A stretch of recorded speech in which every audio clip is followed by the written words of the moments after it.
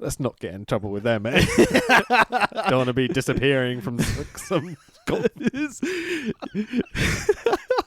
Yeah, no one wants to go into the Saudi consulate at the moment if you are offences to the Crown Prince. I don't want to disappear, just go into some concert or something, you know. Let's not piss that guy off too much. We love you. You're great. Being mean to women's excellent.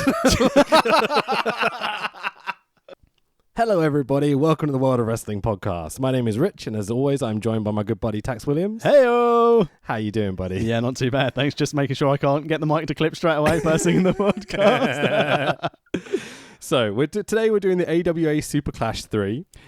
And go on, you can give the caveat. Well, yeah, full disclosure on this one. We actually recorded a lot. Well, we thought we'd recorded a lot of this last week after we'd finished off tying up our Progress Hello Wembley episode. But it turned out that, I'd say about an hour into the pod, Rich headbutted his microphone, and for some reason the strength of the wild boar-esque head managed to shatter the battery pack in our podcast recording equipment on the road and deleted, well, couldn't recover any of the pod off the SD card. So if you notice... Well, I did recover some of it, but it sounded like aggressive white noise for the vast majority of it. So I don't think we can really put that out. Is that name for a band? Aggressive white noise? I can go with that. It sounds like a Nazi band or something. Jesus. I'll probably cut that out. That's staying in. Fuck it, leave it. So if you notice some difference between the sound quality from what you're hearing now and maybe later on in the pod, that's because I said some was recorded in my palatial mansion, some's recorded here in the studio. Apartment? It's not an apartment. It's not even a studio. We'll just go with it. The studio house. In the studio house. And whilst we may not be based in Chicago, Illinois, AWA SuperClash III was. Oh, yes! That was a transition and a half. Holy shit. So, oh my God. That's the podcast has peaked, mate. We're done. Let's leave it there. Let's go home. Literally, I just try and get these things set up to make it sound like I'm a proper broadcast journalist.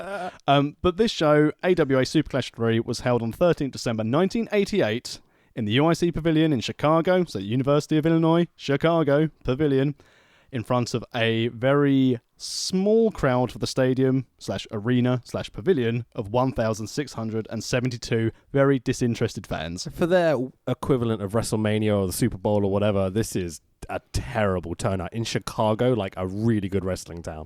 Yeah, and considering this was AWA under Vern Gagne and they were bringing in other promotions, so you've got a list of who else was part of this show. Absolutely. Let's go through it quickly. So the beginning of the show says Vern Gagne presents because he's got to get himself over, obviously. Yeah.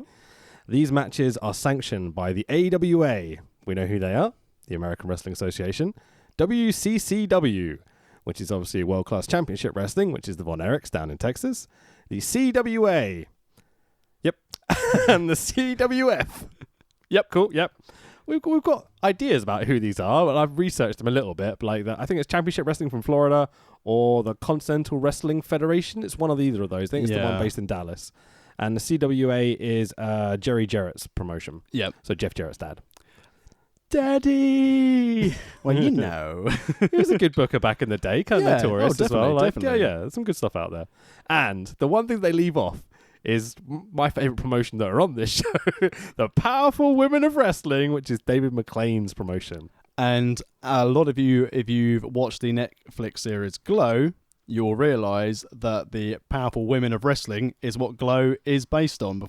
It's actually the other way around. This follows Glow. Oh, really? So David McLean was the promoter from Glow, and then once Glow finished, once he finished it, I guess, because he ran out of money and all sorts, he started up the Powerful Women of Wrestling with like 90% the same roster and a few women who could actually wrestle as well, who we'll get onto later, I guess. And as we know on the series Glow, they were trained by Chavo Guerrero. Luckily, he is nowhere to be seen on this card. However, as we'll get to shortly, some Guerreros were on this card. Absolutely. So our presenters and / commentators / backstage kind of interviewees for the interviewers, for this show are Larry Nelson and Lee Marshall, who do our ringside introduction. What do you think of these boys? Lee Marshall is fantastic. I have to say, I'm surprised he's not brought up more. Again, I don't know, that's just his affiliation with the AWA and never got taken up to the big leagues.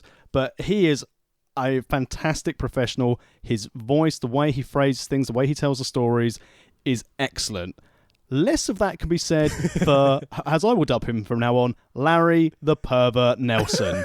He does get very pervy with the women, doesn't he? As we'll get through, as this pod goes on, Larry Nelson either just becomes a little bit hornier as the show goes on, or just basically isn't getting paid, so he's just becoming a lech. I love how, like, we've kind of done this before, but you're adding new stuff in to make me pop. And I'm like, this is brilliant. I appreciate it, man. It's good. Like, Lee Marshall's absolutely outstanding. He's Gorilla Monsoon-esque. He seems like the natural predecessor? Person after, successor. Yeah, he's a natural successor, isn't he? Of Gorilla, almost. Because he's so good. He's got the tone of voice, like, he's got the projection, he knows the product. He's very, very good at making this crap card seem tolerable. Yeah, he is one of the definite high points of this card. Now, I haven't been on to see anything else that he's done, so again, I don't know if he's just upped his game for SuperClash or if he's just at this level all the time, but as much as I've seen of him in this show, I'm very impressed. Absolutely. So we've got Gary Capera, who's our ring announcer for the evening, who will begin the show by announcing absolutely everybody at ringside, which is insane. It takes like 10 minutes. They had like a 3-hour pay-per-view window to fill, and they only had 12 matches on the card, so he thought he'd probably have to space some of this out. And it's a bit weird. He does a good job in general, but he's reading from the program from the show to announce these people. He doesn't seem to know what's going on at all. The consummate professional just reading off the program. But the main thing that Larry and Lee both highlight as they're sort of introducing the event before Gary comes out to read off his program is that this match is supposed to be headlined and main evented by an AWA WCCW Unification Championship match between the King Jerry Lawler and Kerry Von Erich. And those of you who aren't familiar with the Von Erichs, this is a guy who later became the Texas Tornado. Absolutely, yeah. So it's a hell of a story kind of based off of that and all the things that happened around this match. Throughout this card, and essentially, Kerry Von Erich and Jerry Lawler are arguing backstage about who legitimately is meant to be going over. Kerry thought he was meant to be going over. Jerry thought he was meant to be going over. So this kind of like sets a tone constantly backstage throughout this show, as we'll get to, obviously. Yeah, it's for the stories which we've spoken about, and then obviously I've looked into after the lost version of this pod. Okay. Man, some of the stuff that went on backstage at this show is ridiculous. Even the immense amount of interviews, we include those in this. Yeah. Well, we get to our first match after the long line of introductions, and we've got 6-man tag action. We've got RPMs, who I know nothing about, teaming with some little-known guy called Cactus Jack. Hell yeah, Mick Foley for the win. What's that guy ever done? He's very young in this, but he's very, very good against. And he's teaming against the Guerrero brothers. So we've got Chavo, who is a Chavo Classic, not my hated wrestler, Chavo Guerrero Jr. Don't panic, it's not Chavo Jr., it's fine. And we've got Mondo and Hector. Now, 2 of these 3 Guerreros are outstanding, and Mondo's there as well. Very much so. Another point in this match for wrestling historians is the referee was Mike Enos, who then later joined the Beverly Brothers. Hell yeah, I love the Beverly Brothers. Which is one of your top tag teams. I'm such a mark. Like, they were so underutilized, and they were barely on WWE TV for like a little stint. But what they did, I thought was absolutely superb. But this match overall, again, and we're not going to go into every single move because there are 12 matches to cover. Yeah, let's just fly through them. I say matches. There are 12 contests in this match. But how good are the Guerreros? They're absolutely great. They know how to run spots. They know how to like be in the ring together and out, and how to kind of like bend the rules, but they keep the crowd so entertained. Lots of high spots, lots of like 4 or 5 body presses, 4 or 5 elbows, one at a time from each Guerrero. They do absolutely great job here. And for 1988, for the level of essentially high flying edges and high spots that's in this match, I can't imagine there's much around this time. Again, watching the early WrestleManias, watching early WWE from when I started watching it anyway, you didn't get this. And as we said, obviously I mocked Mondo Guerrero, but Chavo Classic. He's really, really good. So good. Really good. So good. And, shout out as well to Cactus Jack. He was already taking some pretty nasty bumps. Bumping nasty already. Yeah. But it's strange to see him so young. Do you know if this was pre when Vader had accidentally ripped his ear off in Germany? Pre-WCW days. I'm absolutely convinced it is. It's 88, so I mean, we might have to double check that, but I'm pretty sure it is before that. But the finish of this match, following Cactus taking lots of crazy bumps, we get Chavo Classic pinning one of the RPMs with a moonsault. But this moonsault was classic, like 1, 2, 3 kid onto Razor Ramon. When his opponent from RPM was standing up, Chavo hit the moonsault, 1, 2, 3. And again, at that time, what a finish. Yeah, absolutely great little match. Like, Cactus looks super pissed afterwards, really selling the fact that they lost this match. And he's you can tell, like, he's ready to go almost. Like, he's selling like crazy. He needs some experience. He needs some development of his character and to become a bit bullshit almost, you know? The one thing I did notice in this match is the state of the arena is horrific. There's empty seats that looks dilapidated as hell. Like, the floor looks like little MDF tiles that have been there for 30 years or so. There's one point where they bail out to the outside and it looks like a 30-year-old, like, just hasn't been cleaned in 30 years. It looks absolutely god-awful. It looks like you'd expect to see like a holiday camp, and it's where they've got like their discos. That's how I liken the floor too. And I also like that around the ring, it was just one rope stopping the audience getting in.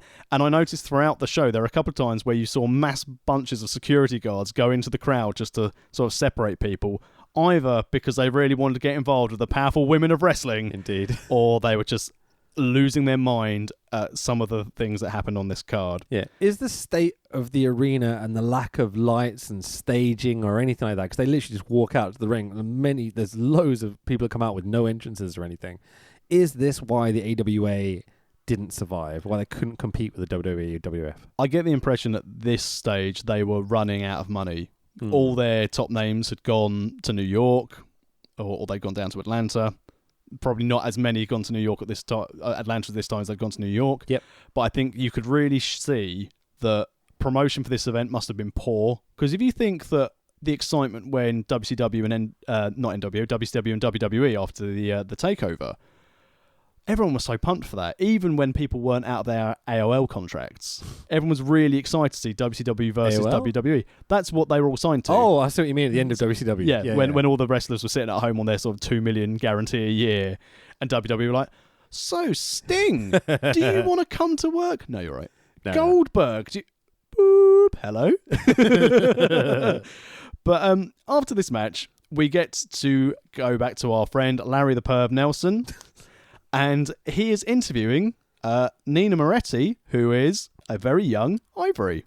Yeah, WWE's Ivory. Yeah. Now, they are discussing a very important match, one that will shake the very foundation of the AWA, even though it's nothing to do with their promotion. Ladies and gentlemen, the upcoming over-the-top rope lingerie street fight battle royal tournament championship trophy intercontinental battle.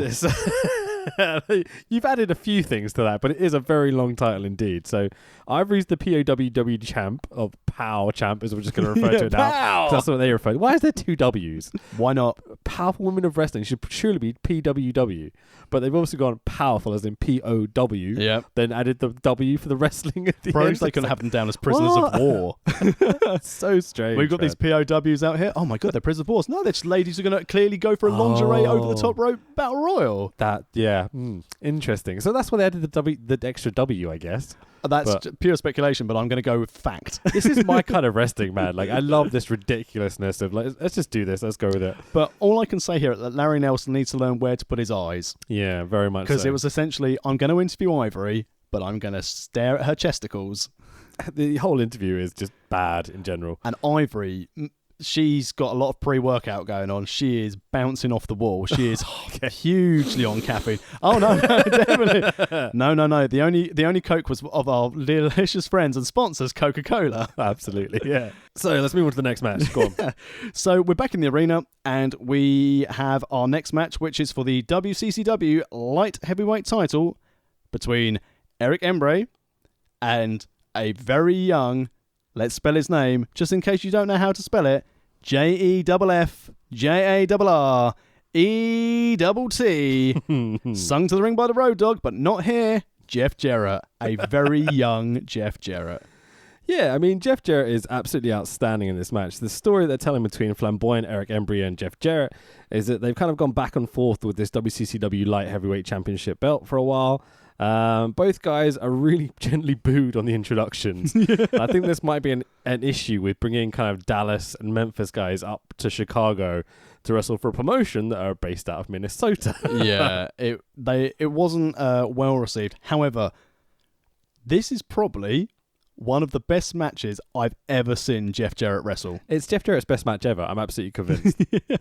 Like, he looks so good. The spots are outstanding. They're quick. They're interesting. Like, the opening tag got the crowd going, so it was funny. You had the Guerreros doing all their stuff. But this really, I think, is the highlight of the show. Yeah, best in-ring of the show. And again, it just goes to show how good Jeff Jarrett could have been if he wasn't saddled with terrible gimmicks. And also, I think a lot of Jeff Jarrett going forwards from 1988 was everyone with Jerry Jarrett bending people's ear. I think if Jeff Jarrett had been allowed to go on his own run without having Jerry Jarrett basically sort of nudge Vince and go, here's what you need to do with my boy, I wonder if Jeff Jarrett could have been better. Now, I've never been a real fan of Jeff Jarrett, the character, or his in-ring work. And, I know we joke now saying this is the best Jeff Jarrett match that we've seen. It is. Hands down. Yeah, I wasn't joking. I'm fully, convinced. I always think of Jeff Jarrett as that guy that was responsible for how bad TNA got at times, because he was the guy always at the top that would say yes or no. No matter who was booking it, Russo, Ferrara, whoever, Hogan, Bischoff, it was right up until the point where Jeff Jarrett kind of left the company at times. He was always the guy that was responsible. So that monstrosity of a match with Abyss and Sting, the tombstones and stuff. Yeah. People blame Russo for that. Jeff Jarrett was the guy approving it. Jeff Jarrett could have gone, no, you're going to have a straight wrestling match, So, and you can also see as well, as you mentioned, sort of Jeff Jarrett left TNA. It started to get a bit better, and then Anthem sort of bought it out, and then they were like, oh, we need a consultant. Oh, look, Jeff Jarrett's bought back Global Force Wrestling into TNA. Yeah. So it's only now that at least they've got a decent set of in-ring talent. Again, storytelling's not great in TNA, but Jeff Jarrett, definitely a better wrestler than a booker and a promoter. Oh, I don't know. I think he's pretty bad at both. Exactly. Splitting hairs. We're going to have to do a proper Jeff Jarrett retrospective at some point. I think so. Let's move on to the match. So this is very much like a spot fest for this time period. Yeah, definitely. So 1988, the things they're going for are absolutely insane. They're really, really fun. Jeff sells his shoulder quite a lot and falls to the outside. You get a sunset flip by Jeff Jarrett, reversed into a pin by Embry for the 1-2-3. And that means he's won the belt for the 4th time, to show again how much this belt's flip-flopped between the two of them. But again, to the Chicago crowd, it's probably the first time they've seen such a match. And considering they got booed as they kind of, gently booed, it wasn't we hate you. It was just oh, God, who are these Southerners sort of thing. Yeah. They really get the crowd on their side. They definitely won them over. Absolutely. But after a title change, what are we going to do? We're going to go backstage. It's the AWA. Of course we have to go backstage. Championship match, backstage interview. Other match, backstage interview. Ringside interview, championship match, backstage interview. This card just does this over and over and over again. But it seems that these interviews have been reserved for the powerful women of wrestling, and especially early before their matches, all these POWW girls. And Larry Nelson is interviewing what can only be described, especially at this time, and we'll probably get really bad hits for our podcast if people are using some kind of AI to pick out these keywords. He's interviewing the Syrian terrorist.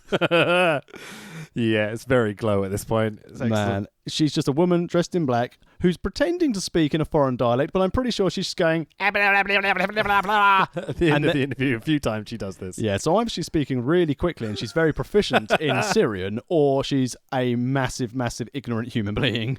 Yeah. What's the guy's name, the interviewer? Larry Nelson. Larry Nelson literally says the line, "It's a pleasure to look at you."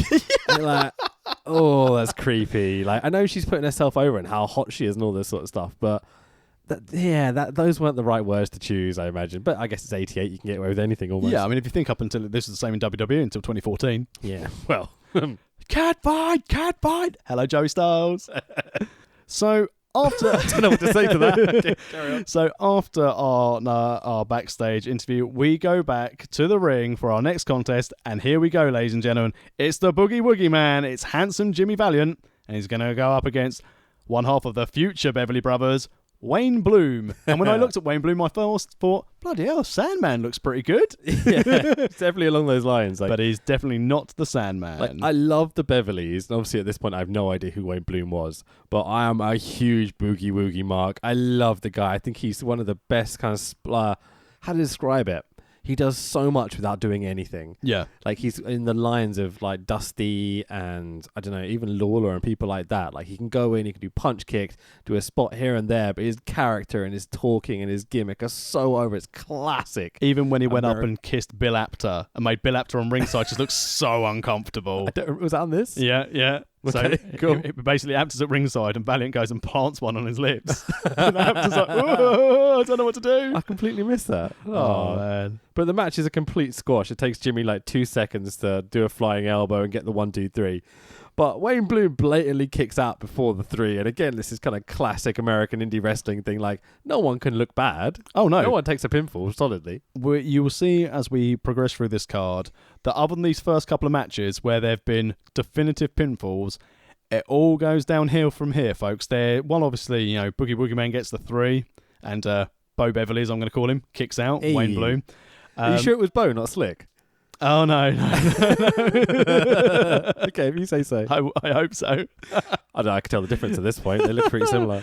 But yeah, so again, we could say a lot about Handsome Jimmy Valiant, but don't worry, because for those of you wondering what Larry Nelson's up to, we cut back to him straight away. And this time, he's with the promoter of the Powerful Women of Wrestling, David McLean, and his girl Bambi. And at this stage, they explain why we have this over-the-top rope lingerie stripped-down battle royal. So Bambi delivers this line when she goes, "This Georgia Peach is going to take home $10,000." And you're like, wait, what? Like, when did 10 grand come into it? So there is an award for this. So it's not only a lingerie battle royal, it's also a winner takes home $10,000 lingerie battle royal, over the top battle royal, intercontinental, whatever this Touring is. Championship Cup. Jesus Christ, man. Could they add more gimmicks into this match? Well, the main premise of this story is that the Syrian terrorist had torn Bambi's jean shorts. Oh, yes. What every great feud is built over in wrestling. And obviously this means that all these other women have to get involved with nothing to do with this storyline, but they're all fighting for 10 big ones. Absolutely. So Larry cuts her off as well to go back to ringside. It's like so unprofessional, and no one's reaching their time slots. Like, no one's getting on time. Like, oh, it's a nightmare. But you would want to cut back to ringside where you get... These are some of the best bits of the show, I'm going to be honest. Just the hilarity of these backstage segments. They're fucking brilliant. But it doesn't get any better than the Texas Heavyweight title match, as we've got Brickhouse Brown challenging the man with the best hair on the card, Iceman King Parsons, for his Texas title. Nothing like, first of all, defending your Texas title in Chicago. So, I mean, the commentator puts over, this is Texas versus Tennessee, and then announces that one guy is from Florida and the other guy is from St. Louis. So, I mean, I don't quite know how it is. I think it's the promotions they're working for. But let's talk about Iceman's hair. So oh, my God. He's basically bald at the front. But then about halfway through, there's kind of 3 separate lines of mohawks almost, like 2 off to the side and 1 down the center. And he's got them in little blonde pigtails. Well, that's the thing. It's only blonde tips at the end. Everything else is like black hair, other than these blonde tips of pigtails at the end. And he looks like an absolute stud. Yeah. And these two are wearing identical ring attire. They're both wearing baby blue. They came out to the ring together. I thought they were a tag team when they first came out. Yeah, I thought we were going to get tag action. Yep, absolutely. This is like the biggest amateur mistake surely any pro wrestler can do, is wear the same color gear as your opponent.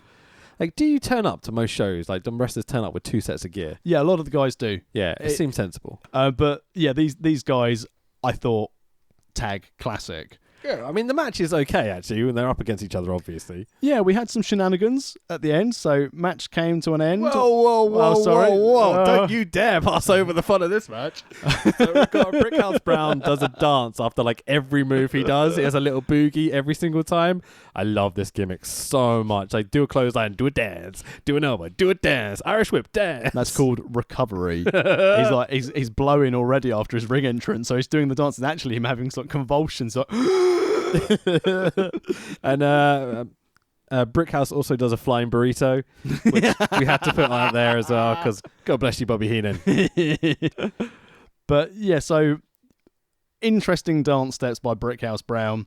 Neither of these two are overly adept to in-ring work. They can work. For the time period, they're pretty solid. Like, they're not amazing by any means. There's nothing I'm going to remember, apart from the flying burrito, obviously, which is outstanding. Outside of the flying burrito, I would just say very, very budget version of Bad News Brown, both of them. Pretty much, for their in-ring style. Yep. But Bad News Brown could tell a story doing his very limited work. Yeah. But yeah, so apologies for skipping over that, but I will get to the finish with shenanigans, where it turns out that Parsons pinned Brown after he walloped him with a foreign object, which he got from his trunks. Now, were they knucks, or was it just a scrunchie? Who knows? But either way, Brickhouse Brown went down like a ton of Bricks. Nicely done. And this is the first big fucking bullshit finish to the night. Like it's so stupid in that Brickhouse goes to do his flying burrito, pins Parsons, but Parsons gets the ropes. Yeah. So the ref doesn't count to 3, obviously. Brickhouse stands up, celebrates like he's won, and then gets hit with the knucks. And there's a good 30 seconds where Brickhouse is in the room celebrating like he's won the match. And the crowd don't give a shit because they haven't any idea what's going on. Because to be fair, they're paying so little attention to it, they might as well be the Crown Prince in Saudi Arabia, not watching the wrestling like they did at like the Greatest Royal Rumble. Let's not get in trouble with them, mate. Don't want to be disappearing from some... Yeah, no one wants to go into the Saudi consulate at the moment if you are... Yeah, offences to the Crown Prince. I don't want to disappear, just go into some concert or something, you know. Let's not piss that guy off too much. We love you. You're great. Being new to women's excellent. Talk about the Iceman ringside interview after the match. Well, that's where we're going. Okay. Oh yeah. Cool. Go on. No, far away because I know you enjoy this one very much. So Iceman's interviewed, Iceman Parsons, I should call him, is interviewed at ringside, and he calls him Outhouse Brown, not the Brickhouse Brown, which got a huge pop out of me. It's classic old school wrestling. He calls himself the teacher and calls Brickhouse the student. You have to cut that out, sorry, because it's going to flow into this next line. It'll be really funny. Like Mama says, it be that way sometimes. Have mercy, you Rudy Poo. Oh, it's so good, mate. What a line. And also, here's the good point now. Don't have scriptwriters in WWE because you wouldn't have had that gold. Absolutely. I'm totally with you. So after we have Iceman's wonderful and also your very accurate depiction of his promo. Thank you very much. It was like I was rewatching AWA. It's a real shame. So after this, as we now know of an AWA show format, we've had a ringside interview. Therefore, we're going to have to go for a backstage interview. And we're back with Larry Nelson. And what a surprise. He's with another lady. Ladies this time. Well, exactly. He's with Brandy May and a little lady called Pocahontas. Pocahontas. Now, at this stage, he says to Lee Marshall something along the lines of, well, I'd much rather be back here interviewing two beautiful ladies. Jesus. I mean, yeah, maybe that's his thing. I think we'd all rather be backstage interviewing people than watching the trash that's in the ring most of these times. But I'd say the first few matches have been okay, but like this interview is weird. So Brandy explains that the match is serious because the terrorist tore off her cut-off shorts. That's difficult to say. And Pocahontas does the most generic kind of racist promo ever. She's going to war dance all over that ring and take home the $10,000. She was one away from being Tatanka. Wait, that was actually pretty good. Thank you very much. But at this stage, after Pocahontas has gotten her bit, David McLean resurfaces and both Larry and Dave start sounding like Jerry Lawler and perving over these two poor ladies. So these women are of age at least, so there we go. It's funny because it's true. Hey. After we have our backstage interview, we then move on to the Dual Championship Mixed 6-Person Tag Match. I love these titles. They're so good. Basically, let's try and shoehorn everyone and every title onto a show. Yeah. So our 6 participants are Bad Company, which is Paul Diamond and Pat Tanaka, who are managed by the very good and very flamboyant DDP.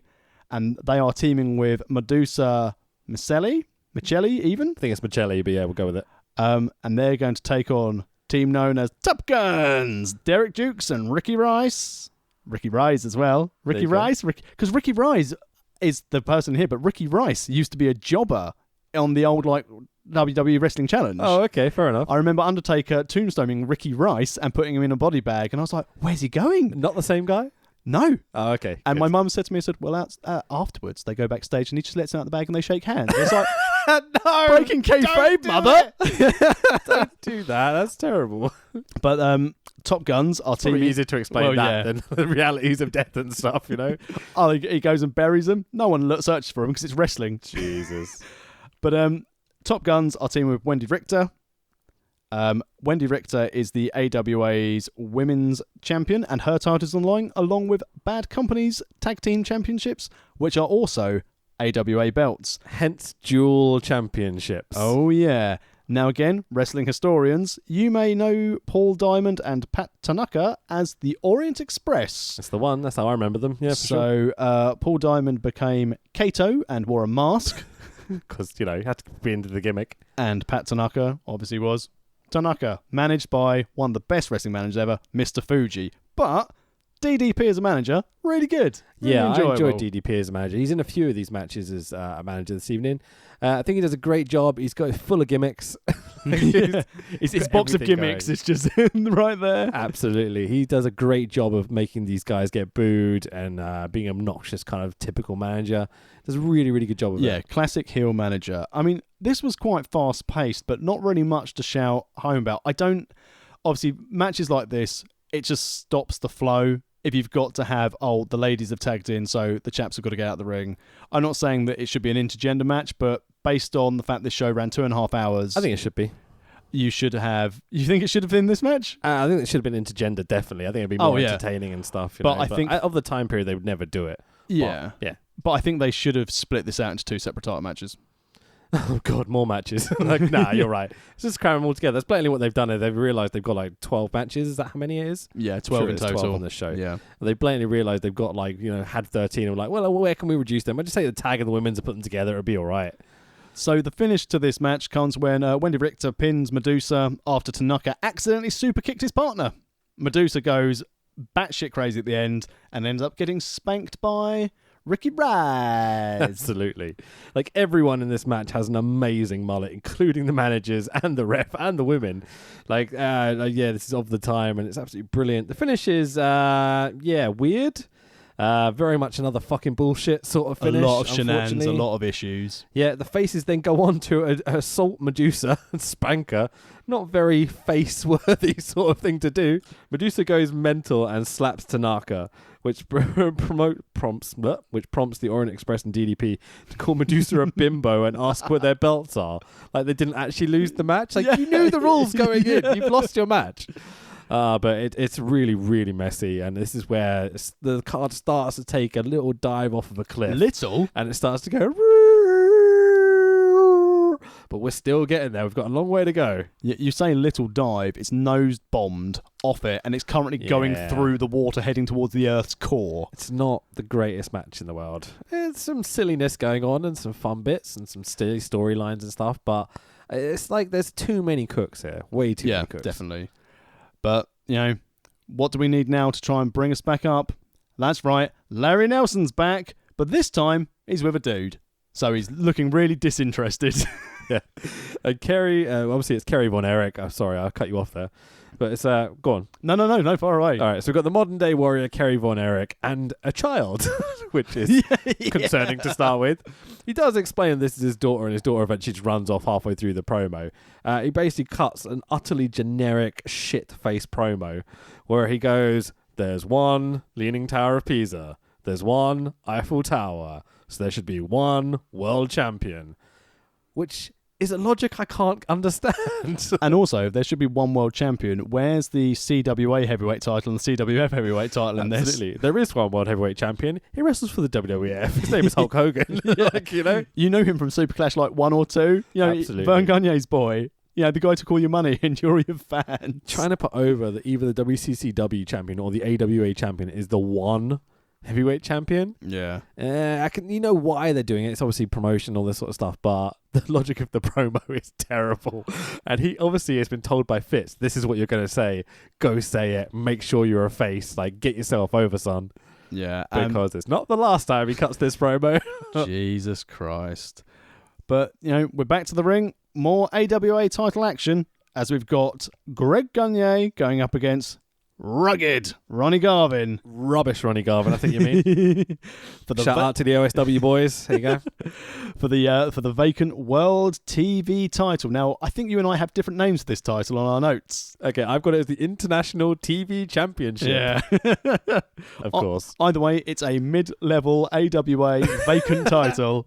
And the first question we all need to ask ourselves, if Vern Gagne is booking the AWA, will he put his boy over in this match? Well, as a promoter, what I think is obviously I'm going to get my boy over, but I need to have rubbish Ronnie Garvin look strong. how will I possibly book the end of this title match in which I could put my kid over, but also make Ronnie not look like he's weak? I think the trick is to say hands of stone like 20 times, no matter how many times he punches people and they don't sell it. Just keep saying hands of stone in terms of Ronnie Garvin and it'll kind of get over. He's got hands of stone. This constant punch kick, and like Greg barely sells his punches. Basically thought it was like the start of a rumble. There was so many kick punch struggle in the corner. Hey, it really was. Like, this is typical AWA sort of time period match. It's okay. Both guys are really out of shape and like they're exhausted. They're totally gassed 5 minutes in. Just looks like Grado style wrestling. It's gassed. very two Grado-y sort of wrestlers without any of the entertainment or comedy. Yeah, it was a very drab match. But as we said, how are we going to book this title finish? Well, it turns out that Ronnie Garvin got counted out, but Greg Gagne managed to get in to meet the count, and he is your new. Wait, come on, man. There's more to it than that. Like they go to bail out to the outside over the top, right? And they're stalling on this top rope for at least 30 seconds. It feels like a minute. They're both sitting there just having a conversation about what's going to happen. They were trying to book who's going to go over. For God's sake, it's literally like they're working out the finish as they're doing it. And they go over to the outside. They kind of do a little bit on the outside. Greg rolls back in and counts out Rubbish Ronnie Garvin. And you're just like, that was 3 seconds. Like, how did you count to 10 in that time? As I told you, Chicago, Illinois screw job. Rubbish Ronnie Garvin. Another fucking bullshit finish. Like, just every match is some sort of screw job. That's why they call this AWA Super BS Finish 3. You should have seen the first two. At least they admit to it the whole way through. Like, that's a gimmick I can get with. Yeah, that works. Oh, good God. The announcer goes, Ronnie Garvin's counted out of the ring. And you're like, wait, really? What happened? Like, it all went way too quickly. It's basically just started counting how my daughter does, because she used to be able to count to 20 really well at 18 months. And now she started going 1, 2, 3, 4, 5, 7. Where's 6? Where's 6 gone? And then she just goes, it's like getting ribbed by my own daughter. Excellent. As a man who loves accountancy and maths and tax, the fact that my daughter's ribbing me with number games because she knows it really annoys me. God damn it. Mate. She'd make a great referee in the AWA. Well, I'm assuming you want to do this next bit. I don't even want to talk about this interview afterwards because it was just... It's got some interesting points to it, and they do the interview with Gagne at ringside because he's won the match. And hands of stone, Rubbish Ronnie Garvin, is going mental at ringside. Probably because Greg Gagne's just won a belt on a count out where it went 1, 2, 10. Yeah. Was it that this belt was held up, or was it that Gagne was already the champion, so because there was a count out, he's still the champion? No, it's vacant belt, so he won it on a count out. So he's won the belt on a count out as well as the count out being absolute bullshit. Yeah. Oh, great. I love this show so much. This is so brilliant. This is how I would book wrestling, just to make it really funny and confusing and have something completely unique compared to like normal wrestling shows. This thing, though, the problem is, as you said, if they'd booked this to be really funny and they knew it was to be like shits and giggles, then fine. But the AWA's booking this as a serious, we've got all these major promotions. Ignore the McMahons. And it's just cluster after cluster. And this interview's more of the same. I mean, it's incredibly generic as well. It goes, give credit where credit's due. It's just like, could you have a more generic line up your sleeve? Have you not thought about like something else you could say maybe in this case? Yeah, I mean, again, he's a tough guy. We'll put the guy over who lost on a 3 count out. Yeah, and then Gagne, who seems to be the face in this situation. Maybe I'm wrong, but I don't think there is really a face and a heel. But he's meant to be a face, I think. 'Cause he's meant to be like the young, up-and-coming face of the AWA. Yeah. Young, I don't know. But anyway. And he does a sports team reference and rips on the Chicago crowd. And you're like, you piece of shit! You're meant to be the good guy. You don't understand sports. Terrible.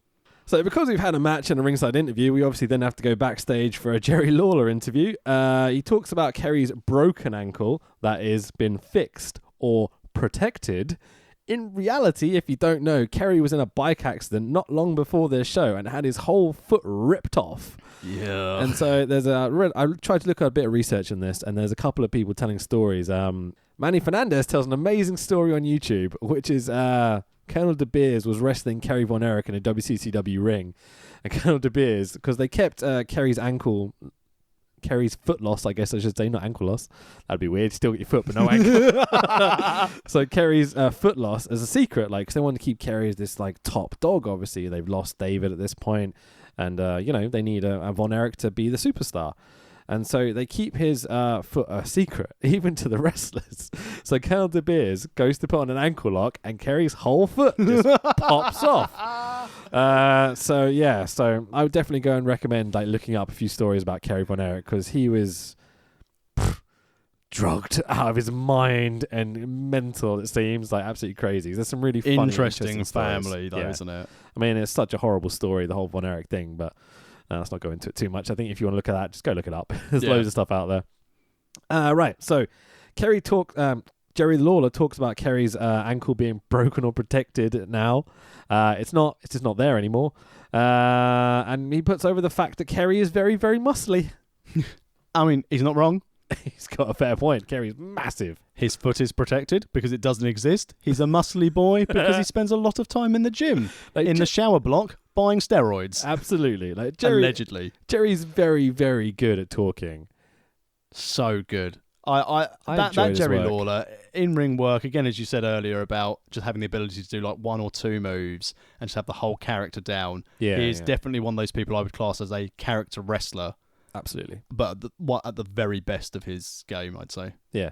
Okay. Up next, because again, we need some in-ring action. It's Battle Royal time, ladies and gentlemen. The lingerie street fight over the top rope Battle Royal. They also added the word street fight, which is great. It's hilarious. Just keep adding gimmicks. Just keep piling them on. It'll be fine. No weapons at all. No. I hadn't even thought about it. There's nothing to do with the street fight in this. Nothing at excellent. all. So basically, my notes here basically say, so what we have here are tons of clueless ladies pulling each other's hair. Yeah, I mean, that's funny, it's silly, it's entertaining. The crowd actually get into it at points. Yeah, really into it. The last three, Luna, Brandy May, who's the one who had her shorts torn off, and the terrorist, or Syrian terrorist. They just keep telling her the terrorist. They've lost the Syrian part completely. Yeah, safer. Who's the one who tore the shorts off, so you know they're going to be in the last three, obviously. Luna goes up top. Brandy May knocks her off to the floor, eliminating Luna. A fan jumps the barrier at this point, and security have to jump in. It was Mad Dog Vachon, obviously. Livid. His daughter's got eliminated. The crowd chant "Take it off" because obviously they're ripping each other's clothes and such. And the commentators cover this up by saying they're chanting for Brandy May. They're bloody not. They just want some nudity. That's all they care about. Give me some big booty.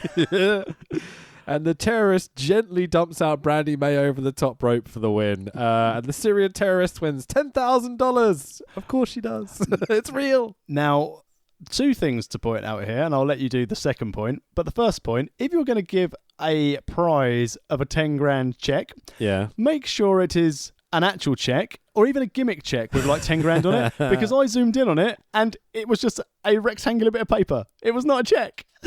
Classic. I love it so much. And then they went on to the promo afterwards where it was suggested that the Syrian terrorist was going to go and do some Christmas shopping. Now, can you tell me why there are some flaws in this part of the interview, please? Being Syrian, for most likely Muslim, so therefore wouldn't Christmas shop?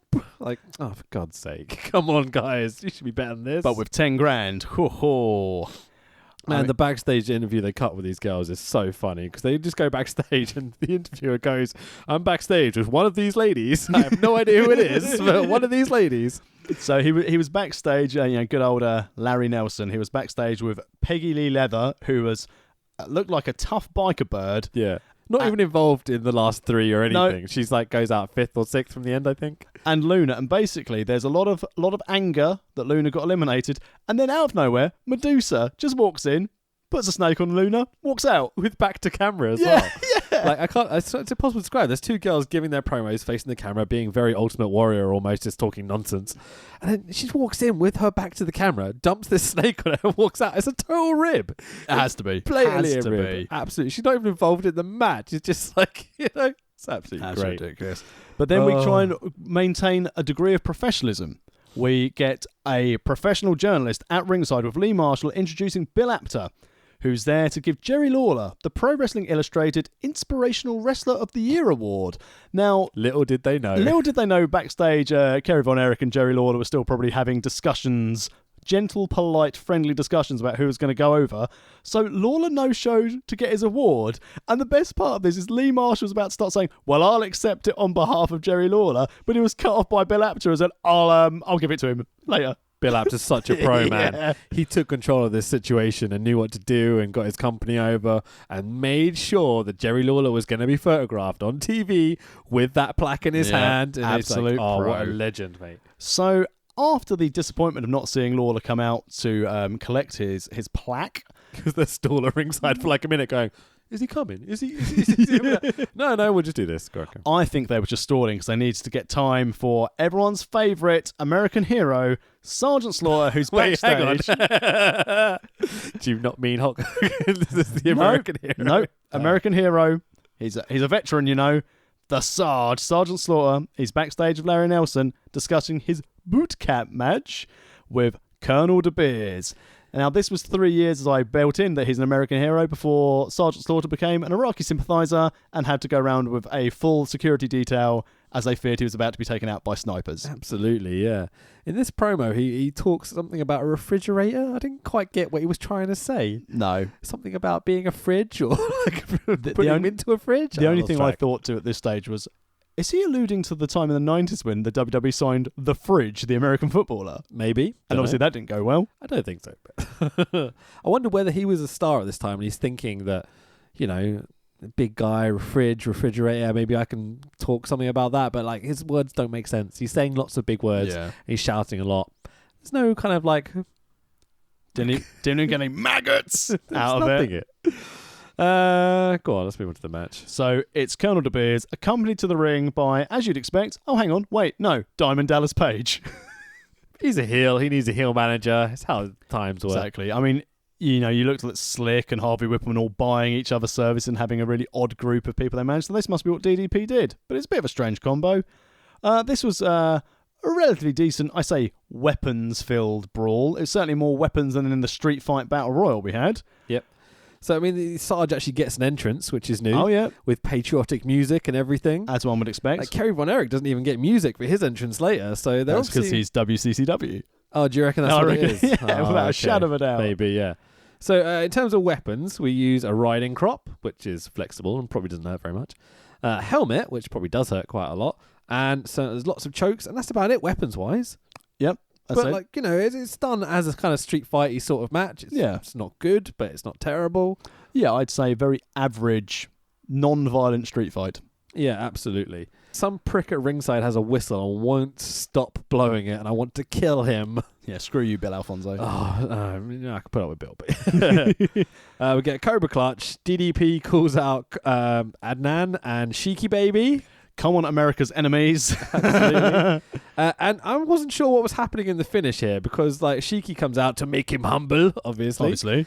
And they kind of beat down Sarge, but the ref's already called for the bell kind of just before it happens because Adnan's out a long time before Sheik as well. I mean, Sheik's known as an athlete, so he's like, I'll give Adnan a bit of time to get out and I'll run down there, we'll hit the ring at the same time. At that point, Sheik was like, oh crap, I've realised I'm the Sheik. Bloody hell, man. And so we later learn that Sergeant Slaughter wins the match, but no one specifies how to start with. But he's definitely won. Absolutely. But I think it's because of the Cobra Clutch. They never actually kind of confirm it. Did you look this up? Or? I'm going to say he won via submission. Oh, okay, that's what it was. Yep. Okay, fair enough. But as Sarge is having a beatdown by Sheiky Baby and Adnan, we are joined by America's favourite heroes. Oh, wait, hang on. The Guerreros. They come and make the save. Guerreros come out to make the save. They're over as faces in the first match, so it's kind of sensible in that way. But in terms of gimmicks and things, like this makes no sense. No. Like, I think it's literally that Sarge is anti, obviously, other countries that America have been at war with at this point. Yeah. So, Iraq, Iran, all this sort of stuff. And he cuts the promo afterwards. But, you know, Mexicans, they're all right. Yeah, they do. I mean, American citizens, technically. I know Eddie was. Yeah, exactly. El Paso, weren't they? Yeah, exactly. Oh, whatever. It's all good. It's wrestling! Yeah. So Sarge cuts a shouty promo at ringside afterwards. It's basically anti every other country that isn't America.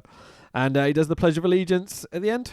So, after we have Sarge's little shouty promo, we're backstage with Larry Nelson, and this time he's with Bill Apter, who finally gets to give Jerry Lawler his plaque. Absolutely. Holy exposure problems, Batman, because they have serious camera issues at this point.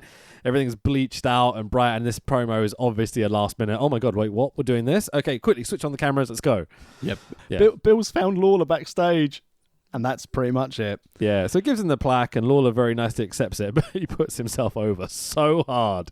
He's like, oh, I don't deserve that. Oh, actually, I do. Yeah, this is me. I deserve this. I am the most inspirational wrestler. And he says he's going to be the, once he has both championships, he'll be the greatest wrestler of the year.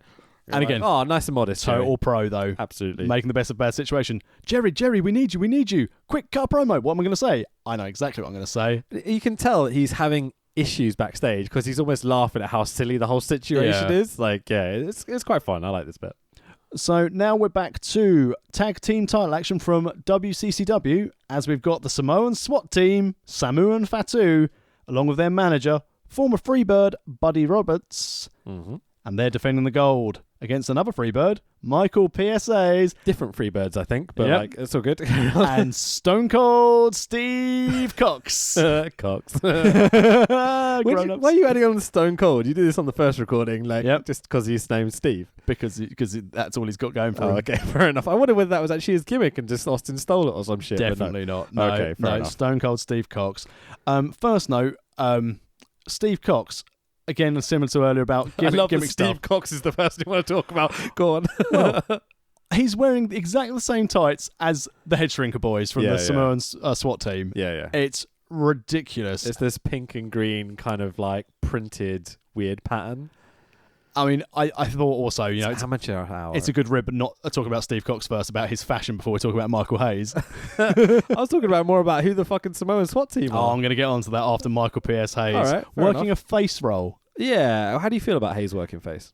I don't think it worked brilliantly. No, he's definitely a better heel. He does a good job of kind of cheerleading, getting the crowd in, because this slot is absolutely dead at this point. Like, the crowd really aren't into this match. I'd say it's the most charismatic character interacting with the crowd on the whole card. Yeah, and absolutely. Again, only as a face. I think again he would have had as a heel, he would have had people tearing for him probably over that rope. Yeah, I wonder whether his gimmick is on the downs a little bit at this point. Yeah, I'd say so in 88. Yeah. Now he doesn't have the rest of the boys with him. Yeah, it's a shame in it really, because I mean he's very talented and he's got character, charisma, and you know he's all right in the ring and everything. It's just I just as a generic face, didn't work for me. No, not really.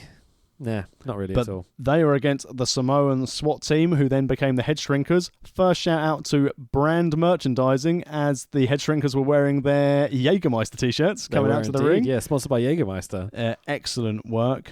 Fatu is obviously the chap who then went on to become Rikishi, and he's the father of the Usos. Pre-Sultan Rikishi. Yeah, pre-Sultan. This is very young Rikishi. And you can see now, because again, when Rikishi got a bit bigger as time went on, he looks so much like his boys here. They look so much like how Fatu was in 1988. It was like, oh my God, it's an Uso. And of course it is, because it's their boys. They're his kids, Yeah, exactly. So the Samoan SWAT team work over Cox. We're in our 30s and we still find that funny. Oh, fuck yeah. Hayes plays to the heel and does a good job of trying to get them up, I guess. And he comes in, gets the hot tag, House of Fire. Cox vaults the top rope, DDT by Hayes, and Buddy Robinson to cheat. Now, let's talk about this finish. Oh my God. I mean, they're going for the same finish they did earlier, where he's going to come in with some sort of foreign object, knuckle dusters or something, punch Hayes and roll him over so the Samoan SWAT team guy pins him. I can't remember who got the pin. Do you remember? No. I think it was Fatu, but it doesn't matter. Yeah. But the replay very clearly shows that he doesn't punch him with anything. Maybe a leather glove. Ooh. Like, oh, that deadly leather glove. That'll knock you out. That's very old-fashioned. He'd slapping someone with a glove. It's like, oh, come on, man. What are you thinking? Like, this is Michael P.S. Hayes. They can't just pin him with one punch. But you know what? Michael Hayes sold this like a champ. He was out for like the rest of the pay-per-view in the middle of the ring. He's just honestly trying to get his time in, it feels like. Yeah, the referee definitely went, the next backstage segment isn't ready yet. Larry Nelson's just seeking to police for something to happen to Pocahontas. Quick, roll around for a little bit. So the commentators tried to put this finish over by saying Buddy has hit Hayes with his wallet, which he has earlier in the match, he blatantly doesn't. He blatantly just hits him with like a punch. That's because someone from Chicago's picked his pocket and run away. Hey. So Hayes sells the shit out of it, as we say, and they show the replay a few times, and you're like, what are you playing It's like at? someone had like basically ripped his eye out. He was rolling around so much in the middle of that ring. Fucking bullshit! I think that is sort of the BS. I mean, BS finish number 743 on this show so far. Every single finish is nonsense. But, you know, our Samoan friends retain the WCCW tag titles. And I don't know if you can guess the formula. Can you guess what happened after this match? I bet I know what's coming. So we're backstage and Larry is interviewing both Sheiks about their attack on the Sarge. We've got our usual anti-American stuff here. They have a big surprise for Slaughter, and it's Sheik, who he's already seen earlier in the night. Can I do the intro to the next one? Of course, far away. Okay, you've got to remember to do the bit at the end, all right? So we have a special match. This is an Indian strap match with Manny the Raging Bull Fernandez against Wahoo McDaniel, the Great Indian Chief. Unfortunately, due to spell correct on my my notes, I've got him down as Yahoo McDaniel. Hey. So weirdly, the IWGP champion is here, and they call him Dragon Fujinami, but his actual name is Tatsumi Fujinami. Thank you very much. And it's a bit surreal that the IWGP champs from New Japan's just hanging around. Missed a flight. Maybe just hanging around afterwards, yeah. So Manny cuts a promo on Fujinami immediately, and Fujinami takes no shit, grabs Manny's arms behind his back, and Wahoo slaps him with the strap to begin the match. Bit of a strange thing, but they're obviously building up to a Manny Fernandez IWGP run or something. Yeah, possibly, but this is definitely a great way for the faces to start the match, double teaming the heel. Absolutely, makes perfect sense. So apparently, according to Jerry Lawler, Wahoo McDaniel was backstage trying to kind of get involved in the discussions between WCCW and the AWA about who is going to go over in the main event. And you can tell he looks pretty angry in this match. He is an angry boy. Oh, yes. Now, this match was banned and excluded from future telecasts and broadcasts of this based on ESPN wouldn't broadcast it. Based on the graphic nature. And at the start of this SuperClash show on the network, we've got the TVMA warning on the WWE network. Oh, okay. So for this, yeah, exactly. It feels crazy, and that yes, they both blade during the match, but they're just hitting each other with a strap. Like it's really not that violent. But when I saw it, I thought I'd selected the wrong pay-per-view because I thought TVMA, and I thought, oh. Has this gone on to another website I look at? Right, okay. You know. Oh, okay. Total Bellas. But yeah, my friends referred to as on mute. Oh, not me, may I point out. No, of course not. Of course not. Carry on. But yeah, so I'm surprised, as you said, this match was excluded from the broadcast. But I suppose at its time, it was a little bit bladey, bloody gory. Kind of. It's not like a chain match or anything. They've just got like a leather strap between them. Exactly. It's harder than the chain. I mean, it's an Indian leather strap all the way from Bangalore. My first thought when I saw them blading was how stupid it was because your leather wouldn't cut your forehead like that. Well, an Indian leather strap would. Oh, God. I think we need to go into the diving deep into kayfabe here. Realms of like, oh, he's not going to be on Raw this week. Oh, he's definitely not going to appear interfering in the main event, you know? Yeah, exactly. So about 5 minutes into this match, they finally clarify the rules. This is one where you've got to touch all four corners of the ring, not just pin or submit your opponent. You would have thought they'd make a point of explaining these rules beforehand, maybe. No, why bother? Of course. Just at 1,672, now probably down to about 321. Understand what's going on?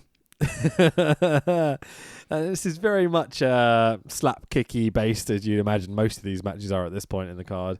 They do beat each other up quite a lot, and they blade heavy, like they're covered in blood by the end of this. But not as much as someone later. We'll get to that. Get an interesting finish. So Wahoo McDaniels gets the 3 turnbuckles, dragging Hernandez behind him. Hernandez then kicks Wahoo into the 4th turnbuckle, meaning that Wahoo wins. Which, as said, if the roles had been reversed, if this had been like a face kicking the heel and the heel fell into the 4th corner and that would make some sort of sense, Tax. As opposed to the heel being like, I've just lost the match by hitting him. Which is exactly what he said afterwards in his promo. Pretty much, yeah. We get a post beat down by Manny Fernandez and Fujinami comes in for the save, obviously setting up their feud for later down the line, whatever. Who goes to just walk to the back and a worker has to drag him back to ringside to do his interview. This is a great little moment. Like, they're just so unorganized. It's like, it seems so unprofessional compared to what we're used to seeing with WWF. So, before we move on to our headlined main event, are we going to play a game? Absolutely, yeah. Let's do it. So, we've got a new game for the podcast this week. I am yet to name it. Okay. So, if you would like to name it, feel free to contact us on Twitter, World of Rest Pod, or whatever, or Facebook, or go to the website and find the email address, which is very public, and send us an email or a message or whatever. But the game for the pod, essentially, it's kind of a teamwork game this time. We're not competing against each other. Okay. Okay, but we have to try and beat our score every time we do it, is what I'm kind of planning on, you know? Okay. And then when we have multiple people around the table, we can play it against each other or whatever. Okay. Essentially, the game is very, very simple. I have a random selector here of the WWF roster from 1998. Okay? You will be given a wrestler. Why 1998? Because we both know 1998. Oh, okay. You'll get why in a second. Right? Okay. So basically, all it is that your wrestler will pop up once you randomly select them. You then have to describe them to me, saying one thing. Okay? Okay. If I then don't get it, okay, we then have to move on to the next one. So you can pass, okay? But the idea is to guess who you're describing. Okay. So let's do a classic one. Married Elizabeth. Macho Man. Exactly. You know what I mean? It's very, very easy. But you can only use one thing to describe them. So you can use a sentence, but you can't. It's not just one word. It's you can say, a description. Yeah, you can literally describe anything. You can say anything apart from their name. So I'm assuming if it came to Mr. Perfect, I couldn't say Perfectplex because that'd be a bit of a giveaway. No, because that's got the word perfect in it. Yeah. But if the character is Hulk Hogan, you said Terry Bollea, Gorka. You can actually no, fuck that. Yeah, fuck. You can't have any of their names. Okay. Okay. So we'll go with you can have nicknames. Okay. Brutus's mate. Yeah, you know what I mean. Things like that we'll get away with, but like you can't just go. He's the Hulk Hogan. You know what I mean? Okay, right. So, would you like to guess first? I'll guess first. Okay, you'll guess first, so I have to describe. All right. So, we've got 1 minute. You're going to have to time this on your phone. Hang on. I will set the alarm clock. Okay, I have the timer ready. So, in 3, 2, 1. Shawn Michaels was with her. Sensational Sherry. Oh, no, it was Sunny, but it's okay. Don't worry. Okay, one of the smoking guns, but not the bad one. Billy Gunn. Thank you very much. Part of the Nation leader. Farouk. Thank you very much. Beaten up by Stone Cold. Everyone. Deborah. I've already had that one. Bollocks. That's the problem with the randomizer. 31 seconds to go. The brother of the other one in the smoking guns. Bart Gunn. Thank you very much. Parody of Goldberg. Gilberg. Thank you very much. Okay. MMA fighter, not Dan Severn. Ken Shamrock. Thank you very much. Brother to Christian. Edge. Thank you. 10 seconds. Father dragged away in a coffin by Big Boss Man. Yes, everyone. So 3 seconds. Brother of Undertaker. Kane. Okay, cool. That's not bad. At 8. Okay, so we got 8 out of that one. Sweet. Oh, it's harder. You've got to count for yourself. Okay, I'm counting. Let's do it. In 3, 2, 1, go. Mark Merrow's missus. Sable. Correct. If you get multiples, just skip over it, okay? He was an oddity. Golga? Yes. Oh, go on.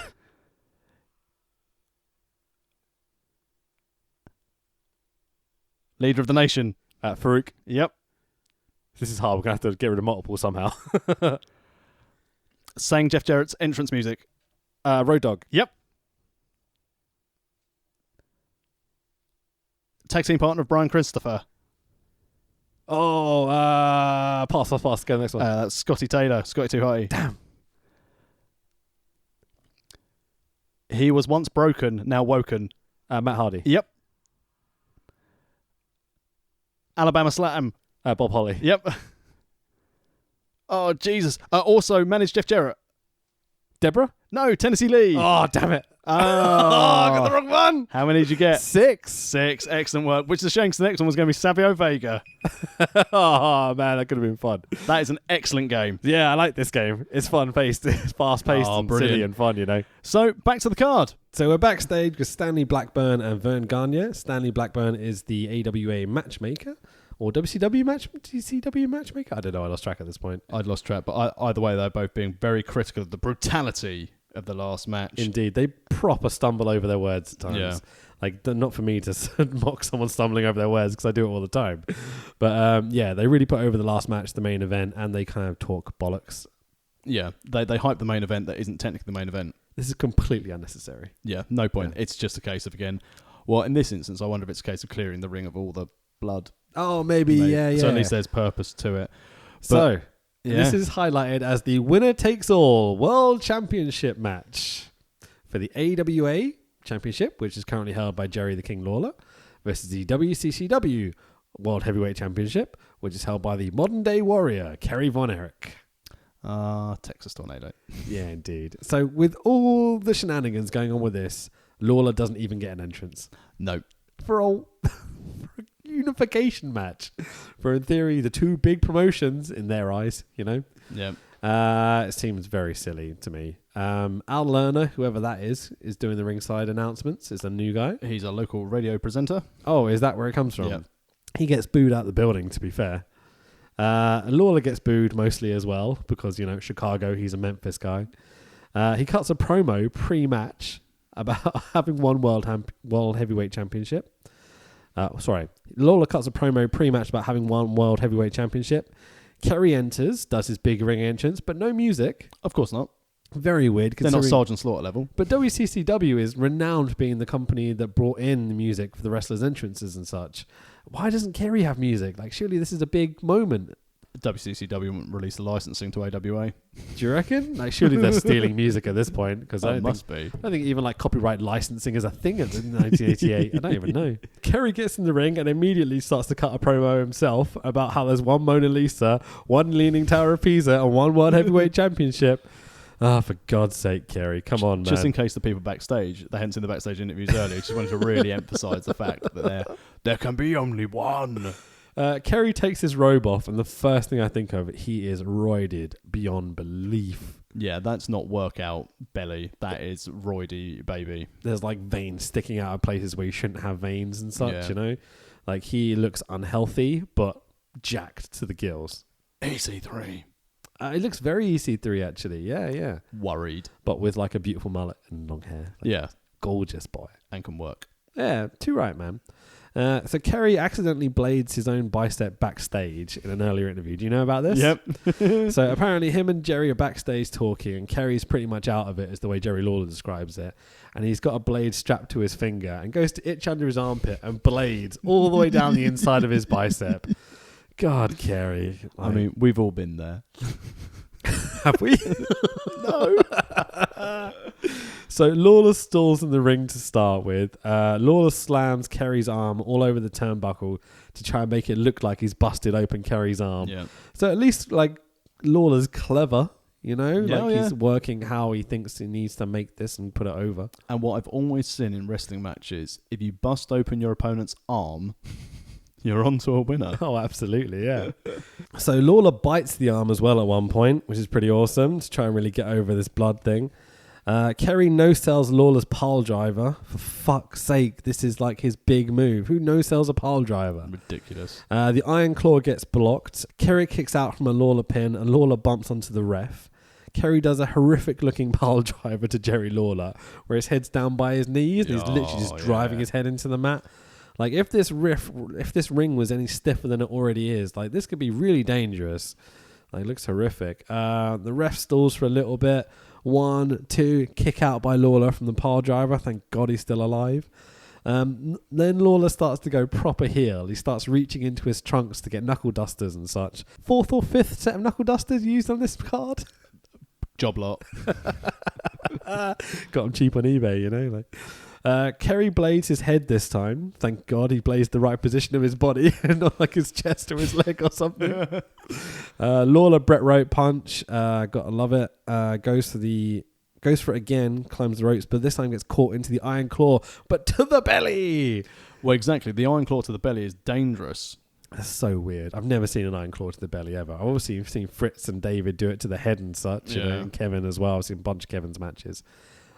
Is a claw to the belly a thing that the Von Erichs do? I thought it was just a case of to get back through the ropes and then transition to the head to try and sell the. He's doing the iron claw to his belly for like 2-3 minutes, easy. Oh yeah, he likes tummy sticks. It's so weird. He's doing a ridiculous tummy. You're gonna do it. I'll take you so much you submit. So after doing the iron claw to the belly, Kerry is literally bleeding all over the shop. He's bleeding all over Lawler. He's bleeding everywhere. It's disgusting. He's worn white trunks, Jimmy Havoc-esque, to highlight Christ. this, I think. Oh, it's pretty bad. So he eventually transitions to the iron claw to Jerry Lawler's head. Kerry breaks the iron claw to do an Irish whip for some God knows reason. Your finish is sunk in. Why are you releasing it to do an Irish whip? To work the actual finish. It doesn't go claw to belly, claw to head. It goes Irish whip, then claw to head. Oh, of course it is. Get the transition right. You're a professional. So Lawler goes into the tights to get the knucks again, this time doing it right in front of the audience so they get the big reaction. Like, Lawler's really working here. He's doing a great job. The ref goes to check Lawler's tights, but Lawler has the knucks behind his head. And you're like, oh, you're a genius. This is funny. Knuck shots to Kerry. Lawler lights up Kerry with loads and loads of punches. Very Lawler-esque, because that's pretty much all Jerry Lawler does, is punches and a pile driver.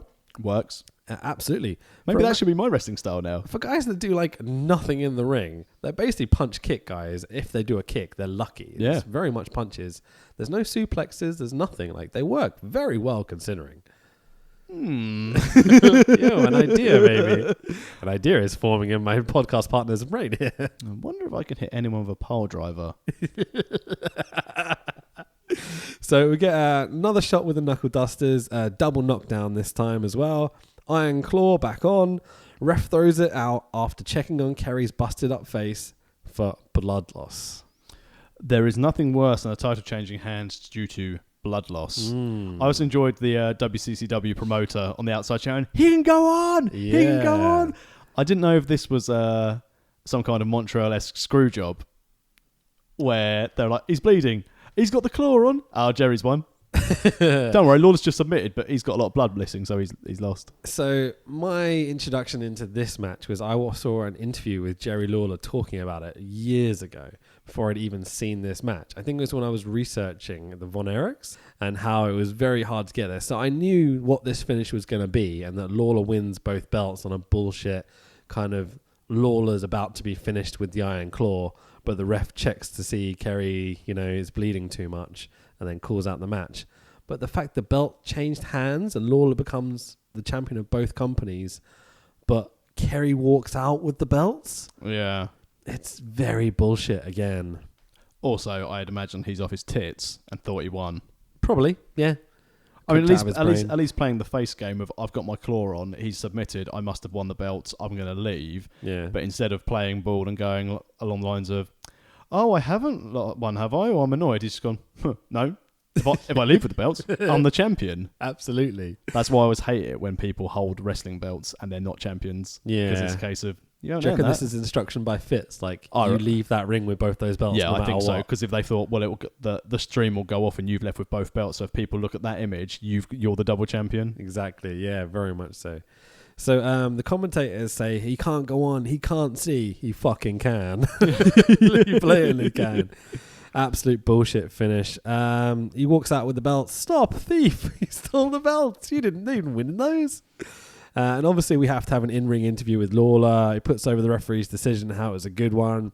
Kind of facey promo, but while being a heel? Yeah. Quite clever. Yeah, I respect Kerry Von Erich. He took me to my very limits. He's a top competitor. Oh, the referee not stopped it. I'm sure we'll have a fight down the line, but whatever. I've got the belts, and Kerry Von Erich made me submit. Absolutely, yeah. Really, really clever by Jerry. Clever by Jerry.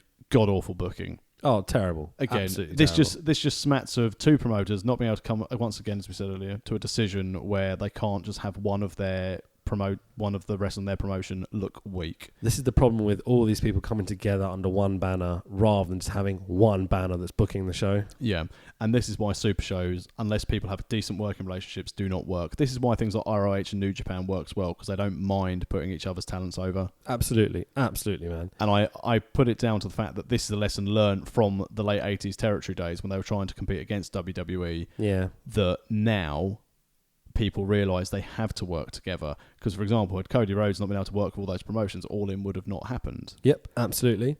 And unfortunately, back in the 80s, all these promoters still thought they were the dog's bollocks, and none of them were, because Vince had got all their talent and all their money.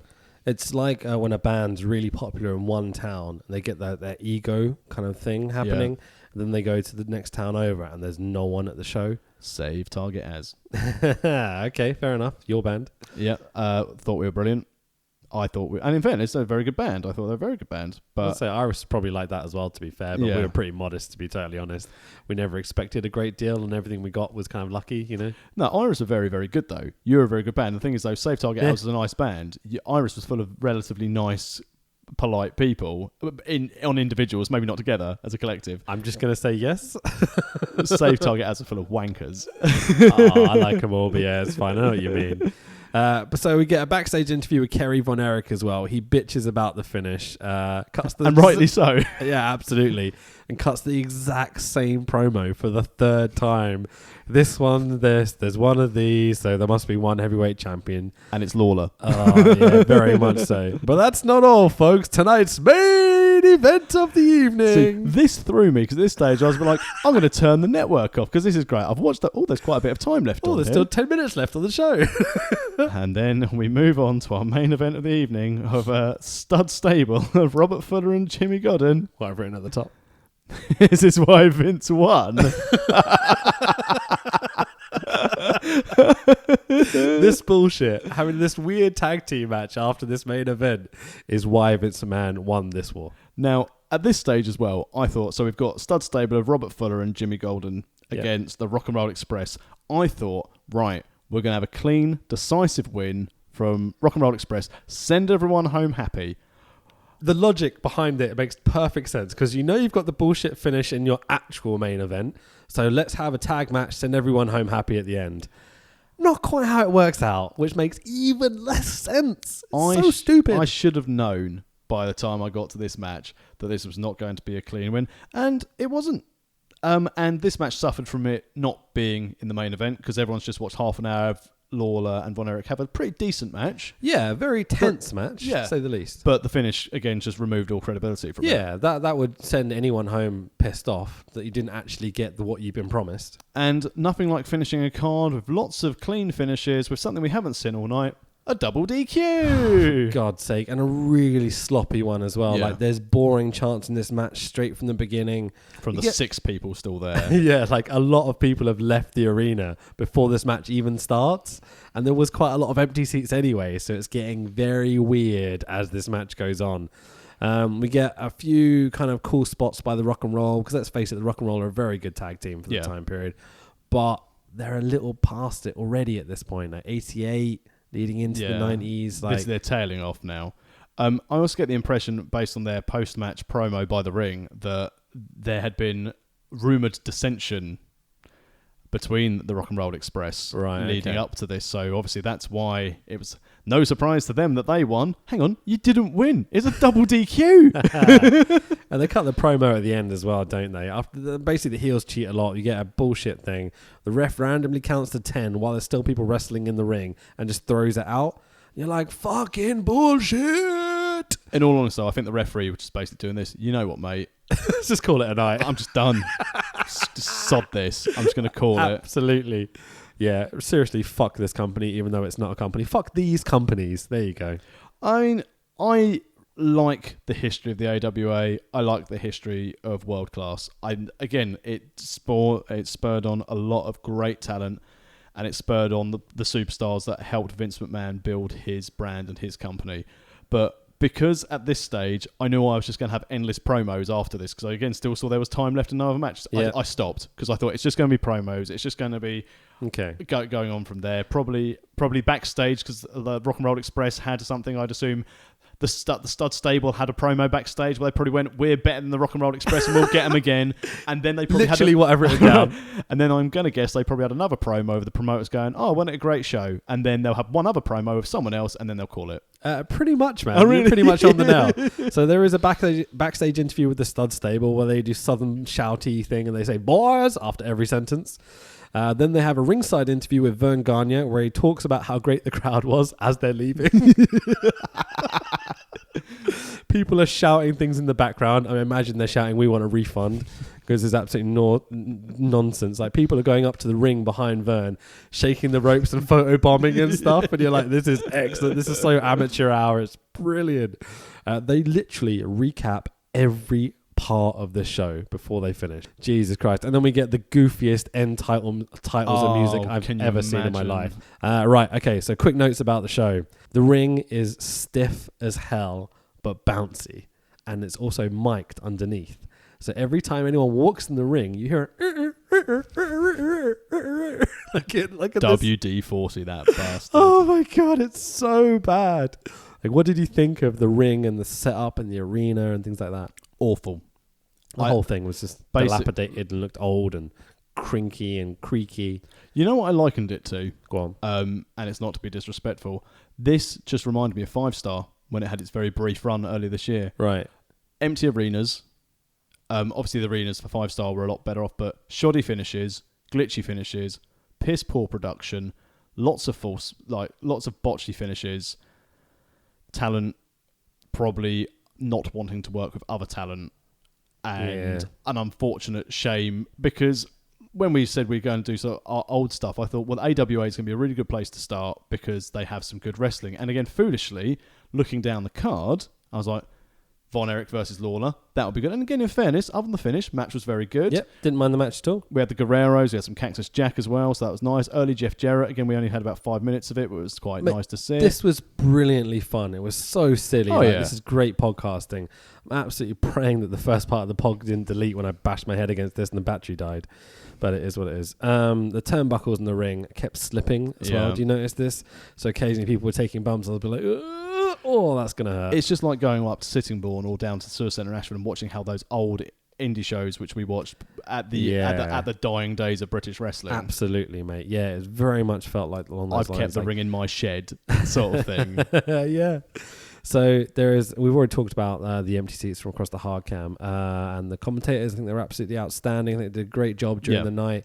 I mean, I give this a 3 because for comedy value. Yeah, I mean, as I said, the matches I enjoyed were very good matches, and again, seeing the Guerreros in the early Guerreros was really good. I really enjoyed that. And how much how much Hector looks exactly like Eddie. Yeah. It's crazy how similar they are. And I enjoyed looking into some of these wrestlers who are obviously just making their beginnings in it. Yeah. Again, like seeing the Samoan SWAT team was really good. Jeff Jarrett, Mick Foley. Yeah, and obviously the Beverly Brothers was a nice little discovery. I enjoyed that a lot. And so looking back at it, I don't regret watching it. I'd regret having to record part of this again if the content's missing, but I'd do it. Exactly. But yeah, I think, I'd say a solid 3. For me for this one, purely for nostalgia purposes, and as I said, it's a fun card. But I think for the next pod, because I've picked quite a few shockers recently, over to you. What are we going to be doing on next week's pod? So next week we're going to be doing Dragon Gate's Kobe World from this year, from 2018, which is their kind of equivalent of like WrestleMania. Okay. I looked at a few PWOW shows and I decided we need to do some Dragon Gate because Puck has just returned to Dragon Gate. Right, okay. Don't know if you knew that, but he has. So Puck is now back there. Adrian Neville, if you don't know, from WWE. And so I thought it'd be nice to do some Dragon Gate, and this looks an amazing show. Like, there's going to be comedy, there's going to be multi-man tag matches, it's going to be long histories leading into championship victories and such. What's this is going to be the main event? I believe the main event is Naruki Doi against Masato Yoshino. How long's the match? How long's the card? It's just over 3 hours. It's not amazing. Too long. That's so good. It's not like a 6-hour job. Cool. Don't panic. Okay. Right. So excellent. Thank you very much for listening to the World of Wrestling podcast again. Check out the website, which is worldofwrestlingpodcast.com, for all our socials, all our links to all the podcast stuff. So Stitcher, iTunes, Acast, Player FM. We're kind of across the board now, which is absolutely awesome. Also check out our Facebook and our Twitter feed for the actual podcast. Just search World of Wrestling Podcast on Facebook. And if you go to add us on Twitter, it's World of Res Pod. So WRES, World of Res Pod. And please interact with us. Indeed, yeah. As we've said before, if there are shows you'd like us to cover, good or bad, we'll happily do it. Obviously, so far to date, our most popular episode seems to be our cover of The Marine. Leading up later this year, we will probably do another movie cover. So if you've got any WWE studio movies that you'd like us to cover, let us know. And we'll ruin our lives by watching another classic, no-sell John movie. Excellent. Sounds good. You can also check out our personal Instagram and Twitters. Mine is Rich Be Thy Name. At the Tax Williams. Awesome. I think we'll leave it there. Thanks very much, everyone. Take it easy. Bye-bye.